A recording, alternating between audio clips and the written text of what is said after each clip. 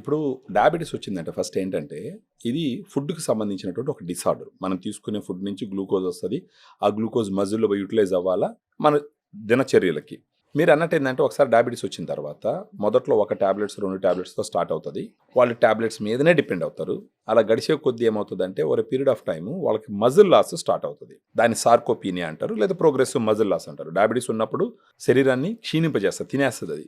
ఇక్కడ మనం అర్థం చేసుకోవాల్సింది ఏంటంటే ఫస్ట్ శరీరంలో ఉన్నటువంటి షుగరు అది ఎక్కడ పోయి ఖర్చు అవుతుంది అని చూసినప్పుడు మన శరీరంలో షుగర్ పోయి మజిల్లో ఖర్చు అవ్వాలి. కండరాలు షుగర్ను తీసుకొని వాడుకొని మన రోజు చేసే పనులకి ఖర్చు చేస్తుంది. ఇప్పుడు ఒక పక్క డయాబెటీస్ ఉన్న వాళ్ళకి టాబ్లెట్స్ తీసుకుంటున్నారు, షుగర్ పెరుగుతుంది, మజిల్ లాస్ అవుతుంది. ఈ మజిల్ లాస్ అయినప్పుడు ఈ షుగర్ పోయి ఎక్కడ ఖర్చు అవ్వాలా? సో ఫస్ట్ డయాబెటీస్ వచ్చిన వాళ్ళు గుర్తించాల్సిన విషయం ఏంటంటే న్యాచురల్గానే ఈ షుగర్ తను బాడీ ఖర్చు పెట్టుకునే విధంగా చూడాలి. దానికి ప్రోటీన్ని ఫస్ట్ పారామీటర్గా తీసుకోవాలి. ఈ డయాబెటీస్ వచ్చిన వాళ్ళు తీసుకోవాల్సిన ఫుడ్ సీక్వెన్స్ ఏంటంటే ఫస్ట్ ప్రోటీన్ కన్సిడర్ చేయాలి, ఆ తర్వాత కార్బోహైడ్రేట్స్, ప్రోటీను, డైటరీ ఫైబరు, ఆ తర్వాత కార్బోహైడ్రేట్స్, ఫ్యాట్స్ ఈ క్రమంలో తీసుకోవాలి. ఇప్పుడు డయాగ్రామ్ ఏ విధంగా ఉపయోగపడుతుందంటే దాంట్లో 5 సోర్సెస్ ఆఫ్ ప్రోటీన్ ఉంటుంది. అది కాకుండా 100 గ్రామ్ పౌడర్కి 24 గ్రామ్స్ ప్రోటీన్ ఉంటుంది. ఈ ప్రోటీన్ ఫస్ట్ ఏం చేస్తుందంటే ఉదయాన్నే ఒకసారి బిఫోర్ బ్రేక్ఫాస్ట్ తీసుకోవాలా, ఈవినింగ్ ఒకసారి తీసుకోవాలా.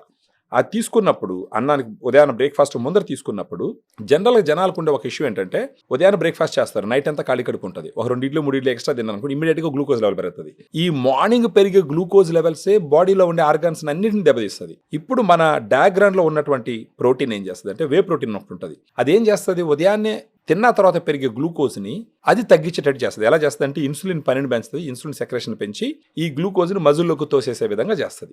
ఆ విధంగా పోస్ట్ ప్రాండియల్ గ్లూకోజ్ స్పైక్స్ పెరగకుండా ఉపయోగపడుతుంది. నెక్స్ట్ ఈ ప్రోటీన్ కడుపులో ఉండిందంటే ప్రోటీన్ గబక్కన డైజెస్ట్ అవ్వదు, దానికి కొంత టైం పడుతుంది, హార్డ్ మాలిక్యూల్ అది. సో ఈ విధంగా ఏం చేస్తుంది అంటే ఒక పక్క మజిల్ను కూడా పెంచుతుంది, ప్రోటీన్ కాబట్టి మజిల్ సింథసిస్ని కూడా పెరుగుతుంది. మజిల్ సింథసిస్ పెంచుతుంది, ఇమ్మీడియట్గా గ్లూకోజ్ పెరగకుండా కంట్రోల్ చేస్తుంది, ఎనర్జీని మెయింటైన్ చేస్తుంది, అన్నం ఎలాగంటే అలా తినకుండా కాపాడుతుంది. వీటన్నిటి ఫ్యాక్టర్స్ వల్ల దీంతో పాటు డైటరీ ఫైబర్ ఉంటుంది, ఐనోసిటాలు, తర్వాత ఎల్కానిటిన్, టారిన్, వైటమిన్స్, మినరల్స్ ఇవన్నీ కలిసి ఉంటాయి. సో ఇది ఏం చేస్తుంది అంటే మన బాడీకి న్యాచురల్గా షుగర్ని ఎదుర్కొనేటటువంటి ఒక శక్తిని ఇస్తుంది.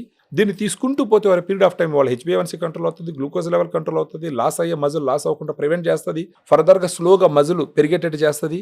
ఓవర్ పీరియడ్ ఆఫ్ టైము డాక్టర్లను కలిసినప్పుడు వీళ్ళకి గ్లూకోజ్ లెవెల్స్ కంట్రోల్లో ఉంటే డాక్టర్ని రిక్వెస్ట్ చేయొచ్చు, సార్ నా గ్లూకోజ్ లెవెల్స్ కొంచెం కంట్రోల్ ఉన్నాయి, నెంబర్ ఆఫ్ టాబ్లెట్స్ కానీ డోసెస్ కానీ తగ్గించని అడగచ్చు. వీళ్ళ లెవెల్స్ కానీ కంట్రోల్ ఉంటే డాక్టర్స్ తగ్గిస్తారు. సో వాళ్ళు ఒక క్వాలిటీ ఆఫ్ లైఫ్ లీడ్ చేయొచ్చు అనమాట.